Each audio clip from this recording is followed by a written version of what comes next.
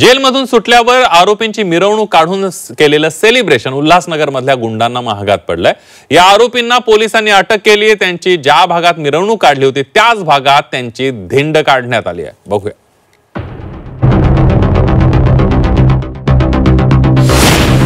उल्हासनगरातल्या गुंडांना अटक। मिरवणूक काढणाऱ्या गुंडांची पोलिसांनी काढली धिंड।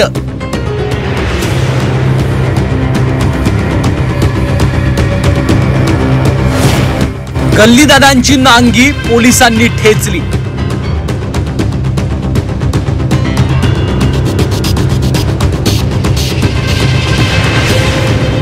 माज दाखवणाऱ्या या गुंडांची मस्ती कशी उतरायची हे पोलिसांना चांगलं ठाऊक असतं। हे तेच दादा लोक आहेत ज्यांनी काही दिवसांपूर्वी जामिनावर सुटताच दहशत माजवण्याचा प्रयत्न केला। याच दादांना पोलिसांनी कायद्याचा बडगा दाखवला। उल्हासनगरच्या रमाबाई टेकडी परिसरात दारूच्या नशेत वाद झाला। त्यातून एकाला लोखंडी तलवार आणि रॉडनं मारहाण झाली। या प्रकरणात पोलिसांनी हत्येचा प्रयत्न आणि गुन्हेगारी कृत्यांमध्ये सहभागी असलेल्या दिवाकर यादवसह इतर आरोपींवर गुन्हा दाखल केला होता। मात्र दिवाकर यादवला जामीन मिळाला, पण शेवटी गुन्हेगारच। बाहेर येताच दहशत माजवण्याचा त्यानं प्रयत्न केला। त्याच्या समर्थकांनी फटाके फोडले, ढोलताशे वाजवले आणि मिरवणूक काढली। हल्ली गल्लोगल्ली सीसीटीव्ही असतात, त्यात त्याचे आणि त्याच्या समर्थकांचे प्रताप, मस्ती सारं काही चित्रित झालं। हाच व्हिडिओ सोशल मीडियावर व्हायरल झाला। सर्वच स्तरातून यावर जोरदार टीका झाली। गुन्हेगारांचं उदात्तीकरण होतंय का असे सवाल विचारले गेले। झी 24 तासनं ही बातमी लावून धरली। आता प्रश्न प्रतिष्ठेचाही बनलाय आणि गुन्हेगारांना अद्दलही घडवायची होतीच। त्यामुळे पोलिसांनी मिरवणुकीतल्या दिवाकर यादवसह इतर काही जणांवर गुन्हा दाखल तर केलाच आणि बेड्याही ठोकल्या।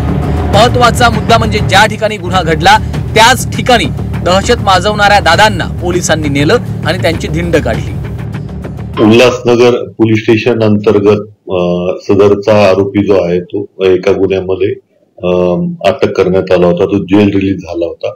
त्यानंतर त्याने सदरचा जो प्रकार आहे केला होता, तर त्या अनुषंगाने आपल्याला माहिती मिळाल्यानंतर त्वरित आपण BNS ऍक्ट नुसार त्याच्यावरती गुन्हा दाखल केला होता। गुन्हा दाखल केल्यानंतर आपण त्यात जवळपास 6 आरोपी होते, त्यातले 3 आरोपी जे आहेत ते आपण लागलीच त्यांना अटक केलेली आहे।